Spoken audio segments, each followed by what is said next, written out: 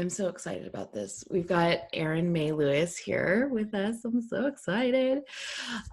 You are listening to or watching the School of Bravery show. We haven't decided if we're going to call it a show yet or not, or if it's just going to be the School of Bravery.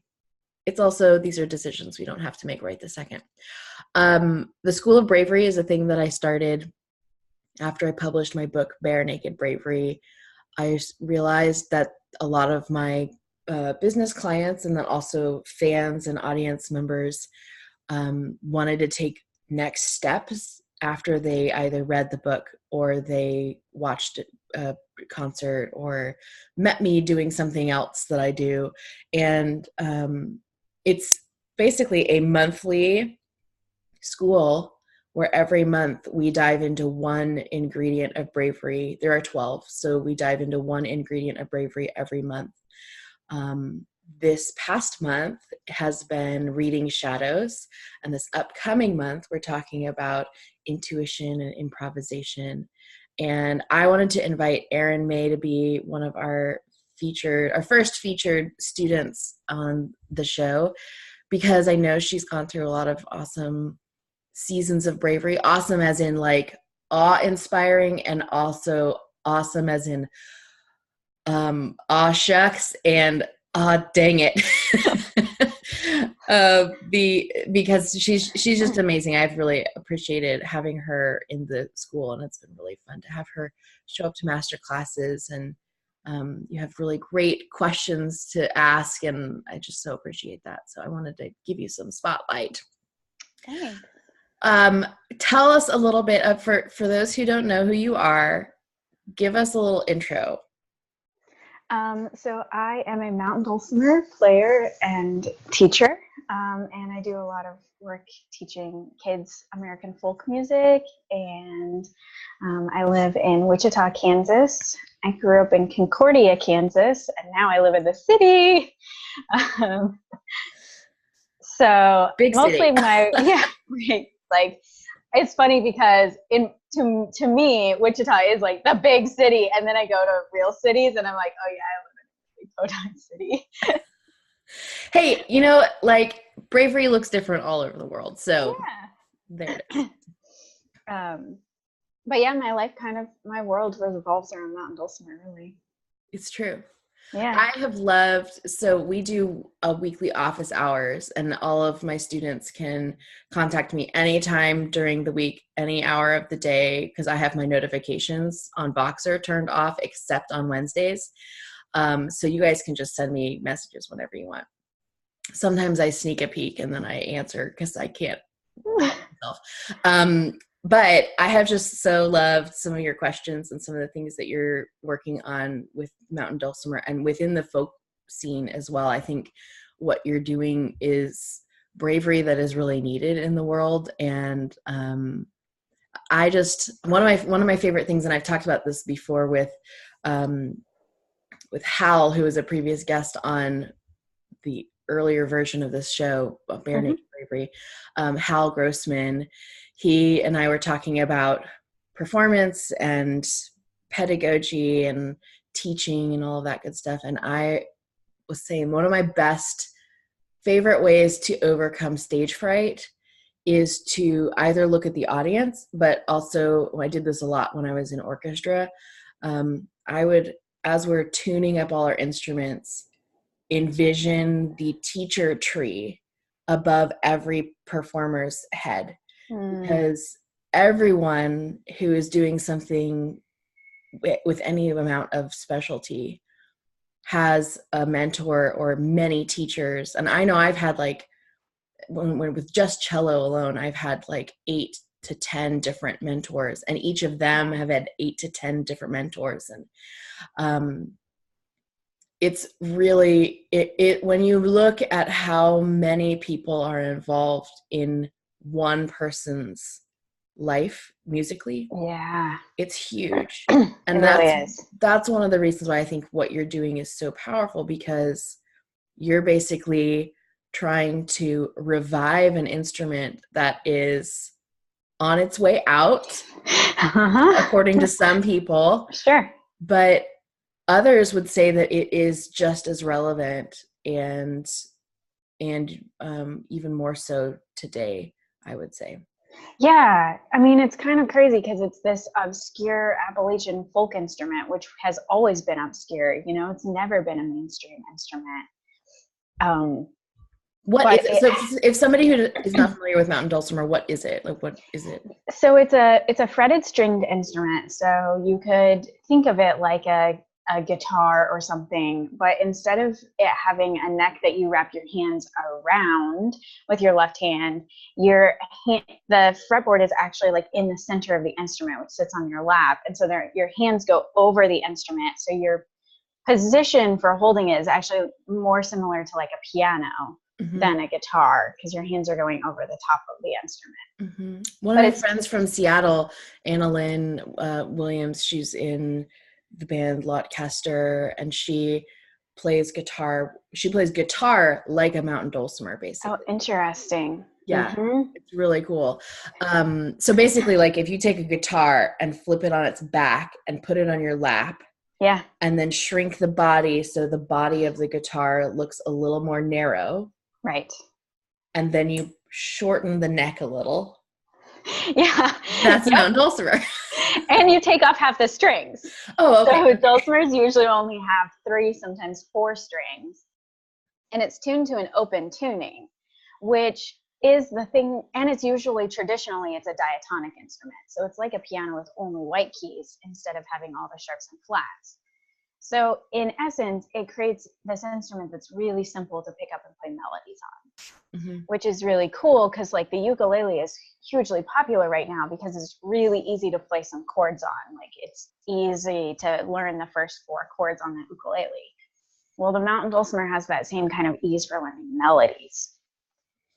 Then, you know, once you get into it more deeply, it's like all the things that made it really easy to do that also make it really hard to do some other things. And so I don't buy into the idea that like the dulcimer is the easiest instrument in the world to play, because it may be the easiest instrument to play simple tunes on, but it's not the easiest instrument to master.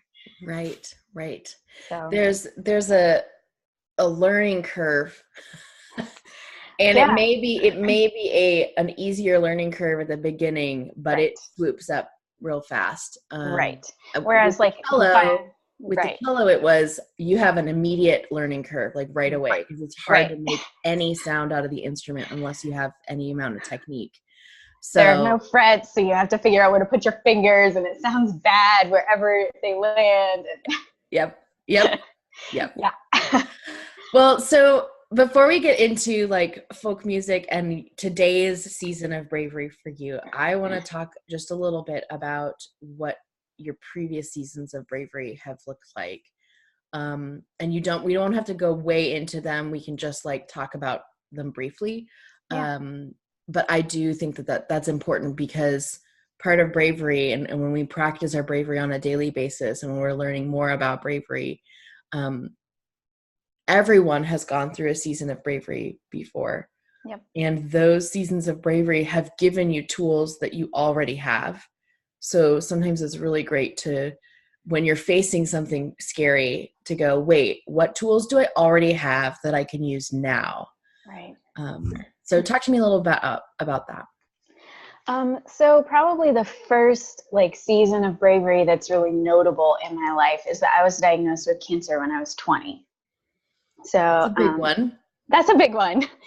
So I had gone to college actually with the intent of becoming a music therapist. And so I was at a really small little private Christian college in Kansas studying classical piano with the goal of going into music therapy. And my teacher and I were not a good fit for each other. Like her goals and my goals were really different, and it wasn't really working. And so I took a semester off to kind of regroup. And it was at the end of that semester off that I found a couple of lymph nodes in my neck that had gotten like really swollen for no apparent reason, and went to a doctor, and they were like, it's probably nothing, lymph nodes swell, but we should probably check it out. And then, you know, kind of a long process of things led to a diagnosis of Hodgkin's lymphoma. Wow. So I'm like kind of kind of in the middle of college years, and instead of continuing my education, I was going to doctor's appointments and getting chemotherapy. And so I was back living with my parents at that point, and my sister, who's 2 years younger than me, would have been just ready to start college. And so she also decided not to go to school. And so all of us were in Concordia, Kansas, doing care for me, basically. So Wow. my sister was my primary caregiver, and my parents were working and involved a lot in care. And I was spending most of my days and hours on the couch and in the hammock. Now, so this brings up a subject we haven't talked about much on the show, or between you and I at all. So, because we haven't talked about this before, but I'm curious what it was like to have, to be in a season of bravery where everything needed to be done for you, where you just had to sit back and like let people be brave on your behalf, essentially. Yeah. In some ways, I felt like I had the easiest part to play in the whole thing, because like everything that was happening was being done to and for me. Like I go to the doctor and they hook up my IV and start my chemo, and somebody brings me my meals and tells me that I'm going to eat them. And like, there were days that my sister would pick out my clothes for me and be like, you're going to put these on today. Like, and so to a degree, like part of bravery, I think, is choosing it. And to a degree, I didn't have to choose any of it, because somebody was making these decisions and just telling me what to do.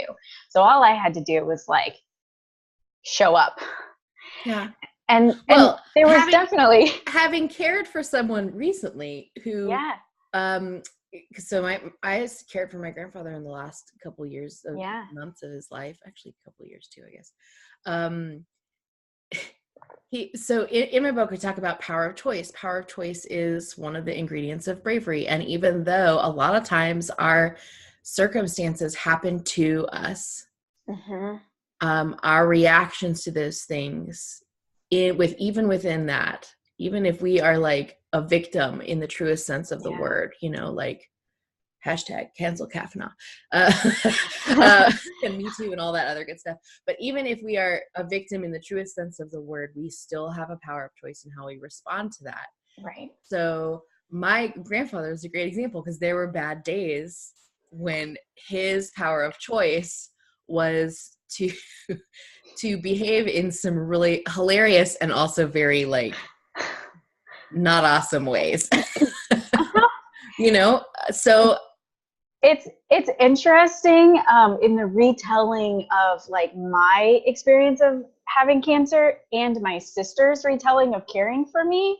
Interesting. Chemo fog is like a real thing, and there are whole times that I have no memory of whatsoever, and my sister's like, oh yeah, you were super angry and you like threw things at me, and I was like, no, I didn't do that, I was never angry. And she was like, or you would like wake up and I would say, sis, what are you gonna eat? And I'd be like, I'll eat a omelet. And she would go make me the omelet, and I would fall asleep while she was making the omelet, and I would wake up and be like, why did you make me an omelet? That sounds terrible.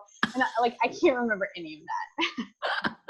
So there is some grace, I think, in like your brain just not even remembering some of the things that were like hugely traumatic about it. Yeah. So I can look back at having cancer and remember that it was physically really awful in a lot of ways. Like I felt really terrible through 9 months of chemotherapy treatments. And but I also have like 1,000 really positive memories about it, because like you see people come together in different ways, and people show up in totally unexpected ways. And I had all this time to like simply be. This is one of the things that I think I really learned from being a cancer survivor, was my identity is not primarily what I do. It is in simply being. And there's something so valuable about just being present with yourself and with other people who are going through hard things. Like, the doing is such a small part of what really, really matters in crisis kind of scenarios. Mm-hmm. And I had so much time to like process that, and kind of work on how do I feel, and what am I experiencing, and what is my core identity if I can't actually do anything. Right. And most people don't have the gift of getting to do that when they're 20. Yeah. And so in a lot of ways, like I whenever I hear that somebody was diagnosed with cancer, like I'm immediately devastated. And then I'm also like, oh, like you're gonna get so much out of this experience. Yeah. And I don't wish it for anyone, but wow, it can be beautiful. Yeah. Yeah. And I think that there is because obviously my health diagnosis was not life threatening. It was career threatening. Right. But my entire life was my career, basically. Yeah. Like everything in my life surrounded that. And so getting that diagnosis sucked hardcore, like was the worst thing I could possibly fathom. Yeah. But in a very similar way, like I needed that identity. I needed my identity destructed, like completely demolished. I needed that, because you can't be brave unless you know who you can be. You know what I mean? First. Right. So that sounded so like put it on a pillow, but whatever. So talk to me a little bit about like what your current season of bravery looks like right now. I mean, you're obviously you're thriving and you're doing really great, and you survived omelets and throwing things. Yeah. So music has been a part of my journey from like way before that, and through the whole cancer time. Like, I took my dulcimer with me to every chemo treatment, and it's this big open chemo room, and they have these like really comfy recliner chairs, like big poofy relaxing chairs. And so most people are like sleeping or reading, and they would get my IV started, and I would say, do you have a straight back folding chair with no arms? And I would sit in this like hard chair and play my dulcimer for the next 2.5 hours, because that was the thing that was for me the most relaxing, and got my mind off of things, and it gave me something to do with my hands and gave my brain like a place to go. And so then from there, my sister and I went together to South Plains College and studied bluegrass music. And so I have an Associates of Applied Arts in Commercial Music with an emphasis in bluegrass, mountain dulcimer, and jazz piano. I love that. I know, it's so great. I'm like, this degree will never get me a job, but it was, exactly the right kind of training. So my sister and I toured full time for 4 years. And it was, that's a different kind of bravery of like living out of a van and crashing in people's living rooms. And somewhere along the way, like we met all of our goals and realized that next steps, for me, music, I think, has always been primarily about building relationships with people, and about the way that it can tear down barriers, and it can knock down walls that people have had up for a long time. And digging into that and helping people like pull out their vulnerabilities and their creativity, that's always been what I've been most passionate about with music. So the bigger the festivals, the bigger the stage, the bigger the audience, the less that was happening. Because I've recently described it as the stage felt like a barrier between me and the people. And so we were like meeting all these great, like successful musician goals, and I kind of started hating my life. And So I took some time to regroup. I lived with my grandparents for a couple of years and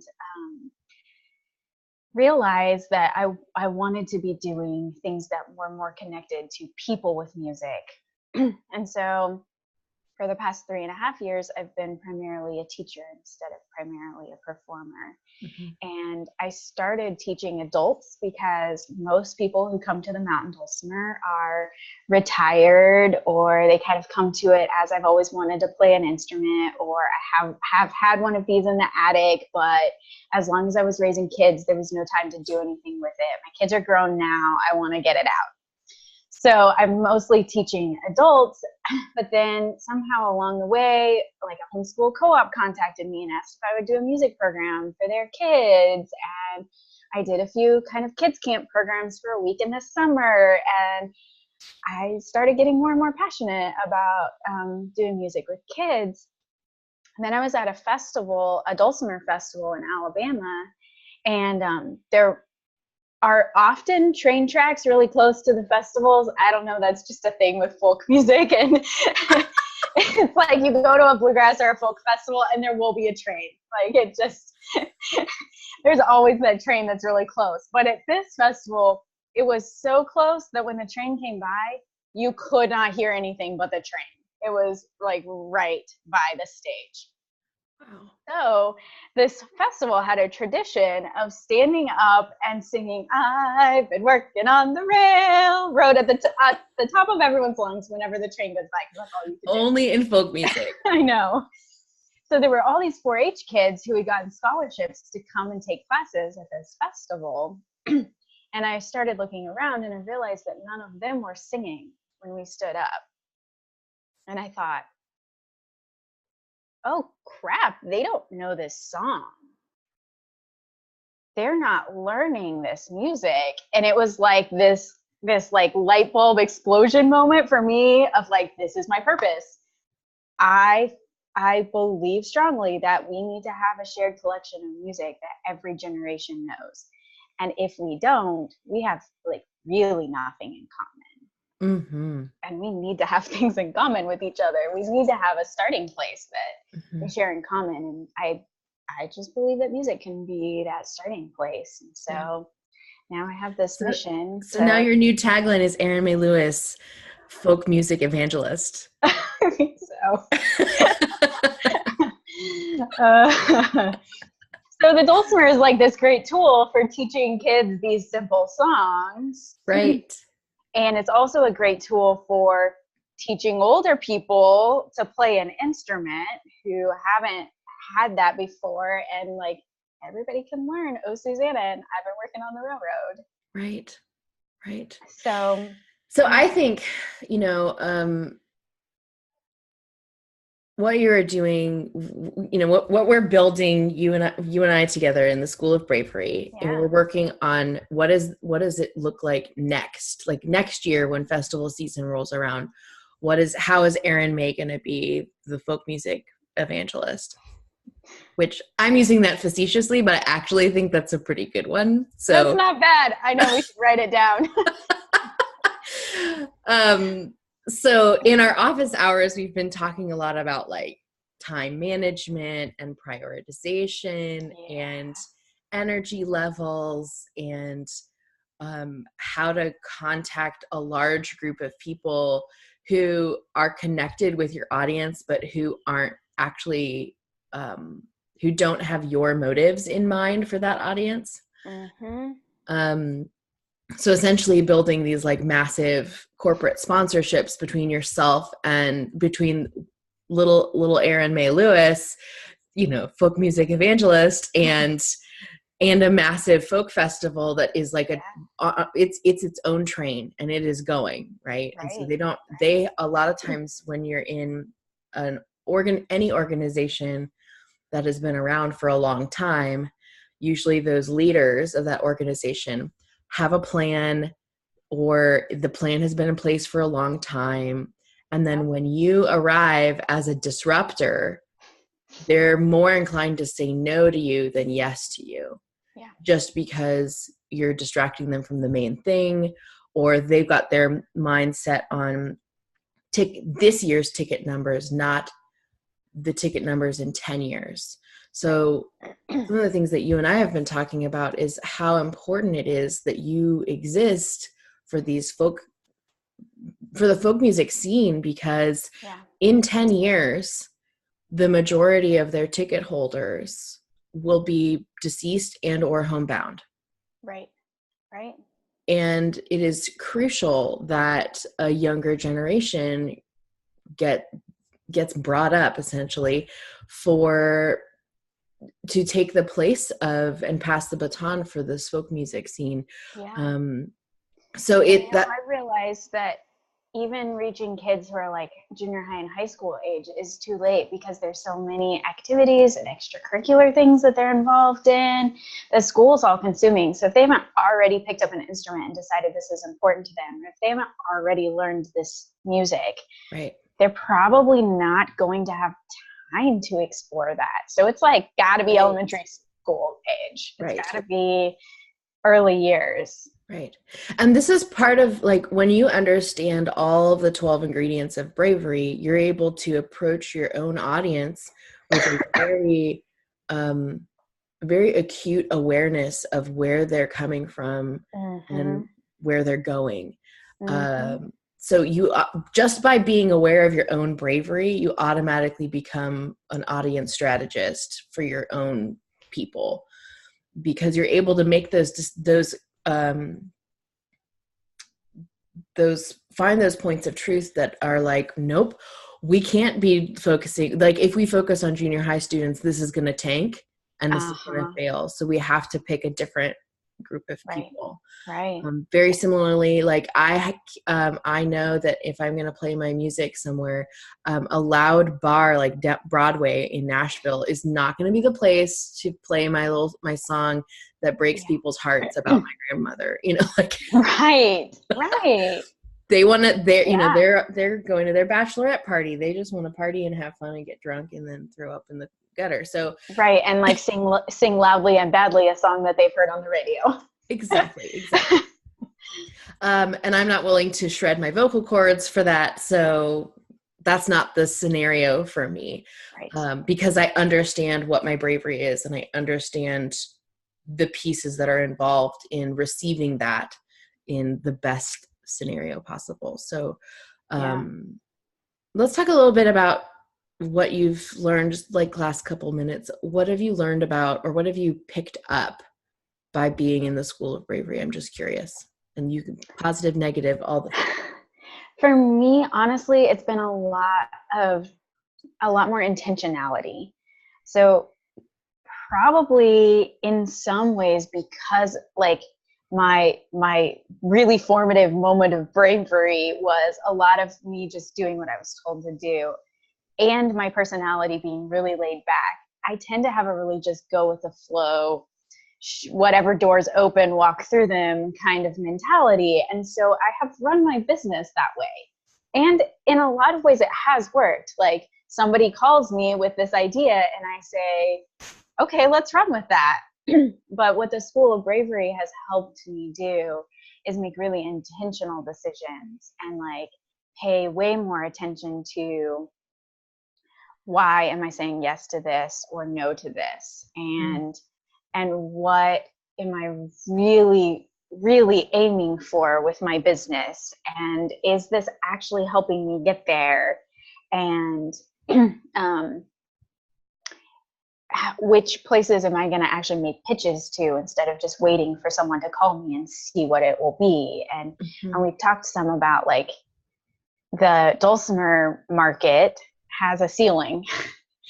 And once you reach that ceiling, like, there's nowhere else to go in terms of finances. Like, you're not going to get paid more for having done it longer or whatever. Right. So, and that's part of, because you attended the masterclass that we did on microeconomics. Yeah, it was so good. And setting your price and based on what you know your worth and what your market and what the actual economics of your local scene can hold. So I that's part of that, you know, you recognize that, like, there, once in the mountain dulcimer scene, there's a cap. Like, you cannot charge anything more than X. Right. And so I think the School of Bravery really has given me a lot of the tools of intentionality instead of just wait for somebody to come to you and then decide if you're going to do it or not. Like, I'm not waiting for doors to open as much. I'm determining which direction do I want to go and making steps in that kind of way. It's so true. First of all, thank you. This is great. Great feedback. Love hearing this. But it's also so true that just because you reach a ceiling in the thing that you've currently been doing does not mean that you can't branch out and do something different. So in what we're talking about here is like, you can't just teach mountain dulcimer all day long to like one-on-one to people.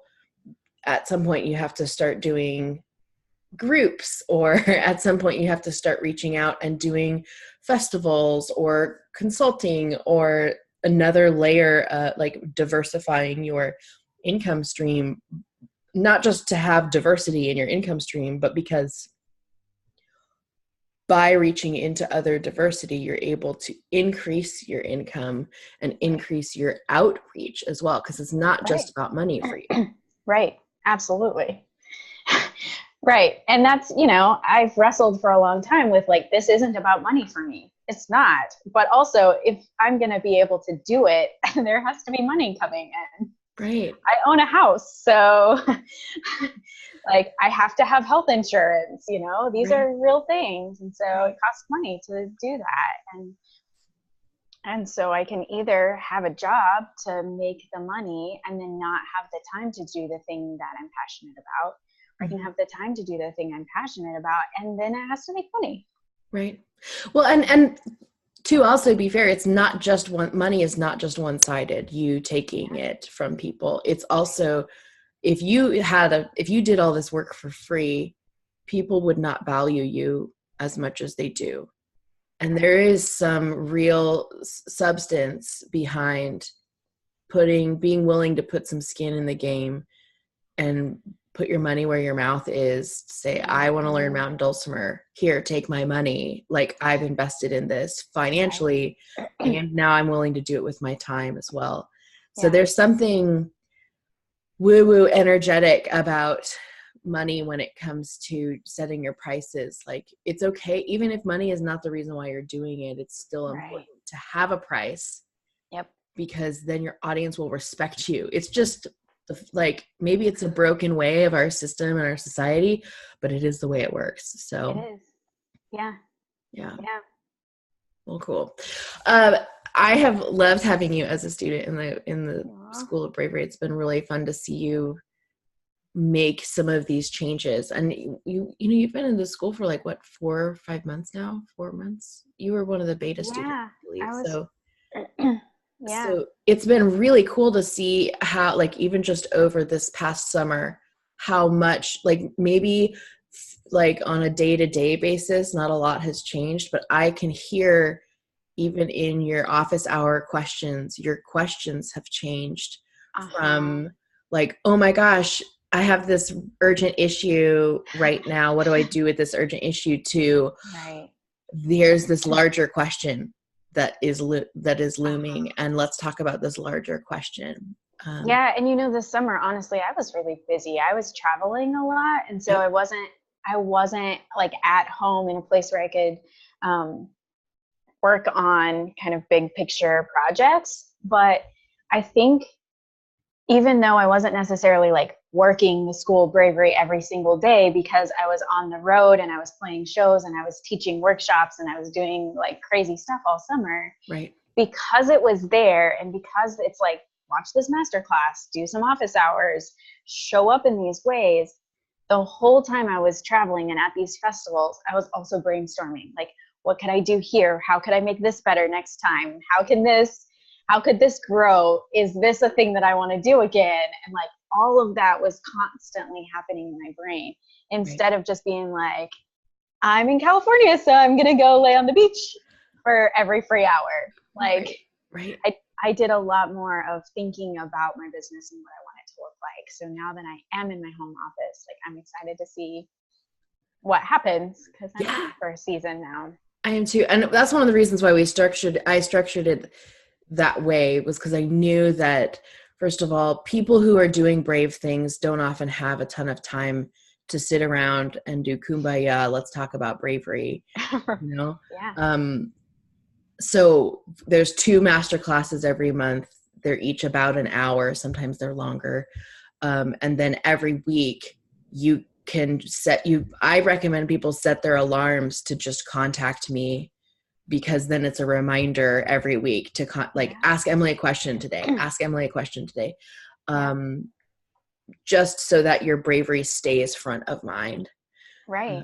And then sometimes I have students who send me Voxer messages that are like 15 minutes long, and we end up having like an hour-long conversation over the course of that day. Yeah. But sometimes it's as simple as like, last week we were talking for like a max 10 minutes, I think, total. And sometimes the tiny little seeds that are talked about, just so that you can touch home base and go, oh yeah, I'm brave. I want to be brave. I want to be braver. It's possible. There are other people I can take the next step. Well, so I think the thing that made me join the School of Bravery up front was that from listening to your Bare Naked Bravery podcast for like over a year and things, I always felt like the things I heard from you gave me the empowerment to do the one next step, instead of feeling like so overwhelmed by everything that I should be doing, right? Like the to-do lists are monstrous when you're self-employed.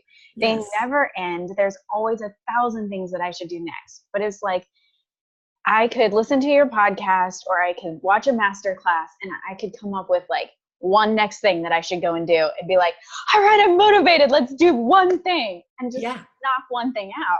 Yeah. And that to me is way more valuable than having like so much information that I can't actually process it and take it all in. Mm-hmm. One of my favorite episodes from the Bare Naked Bravery podcast was with Holly Margell, and she told the story of losing her mom to breast cancer. And I remember in that conversation, it always makes me tear up just thinking about that conversation. But in that conversation, we got to the point in the story where her mom passed away, and they're standing there all looking at each other in the hospital room. And I said, and then what did you do? And she goes, then we did the next thing. Yeah. And then we did the next thing, and then we did the next thing. And when you are in the midst of a really intense season of bravery, sometimes all you need is somebody to go, okay, here's the next step. Here's the next thing. Here's the next thing. You don't have to do all of it at once. Just here's the next thing. So One more next thing. That's great. You're a gem. I love having you around. You're so much fun. And I am right there with you on saving folk music. It's really, I think that it's first of all, I think we can also just jam on this for a little bit. I don't think it's necessarily about the music per se. It's about the connection and making sure that people have that connection to their ancestors and to people who have, to their teachers and mentors of their mentors and those kinds of things. Yeah. That is something that the teacher tree. Yeah, the teacher tree. That is something that the classical music realm does so good. Like they're always like, your teacher is always talking about their teacher. And that when you are receiving advice or guidance or techniques from your teacher, you know that it's not just from that one person. You know that it's from hundreds of years of teachers getting past. So you take it seriously. It's not just some pop music that's going to get thrown away in the next 3 years, So I'm right there with you. I think, it's really important that we have some sort of commonality and amongst people and connection. So thank you for being connected. Oh, thank you for being one of my connections. Of course. If you guys are curious about the School of Bravery, you can go to schoolofbravery.com. If you're curious about Erin Mae Lewis, you can go to erinmaelewis.com. Erin Mae Music. erinmaemusic.com. And Erin Mae is spelled ERINMAE. erin-music.com. And your music's on all the places, I'm assuming. All the places, yep. And if you're curious about taking like mountain dulcimer lessons with Erin Mae, you can also contact her as well. I'm sure that if she would be happy to teach you some Joni Mitchell. Yes. Happy to teach you some Joni Mitchell and many other wonderful songs as well. That's right. I think my favorite, so Joni's A Case of You is just always like, I hear that song and then immediately see heart eyes for Mountain Dulcimer just because it's so great. Yay. Yeah, I was working on that one for a while, not too long ago, and man, Joni Mitchell's singing range was just so much bigger than mine that I'm like, whoa, I cannot do this justice vocally, but so amazing. But yes, it's awesome. So great. So great. Okay. Well, you have a great rest of your day, and and you guys too. It's so great sharing. I love sharing my people with my people. It's so fun introducing you guys to each other. So give a shout out to Erin Mae, and we'll see you guys soon. Bye. Bye.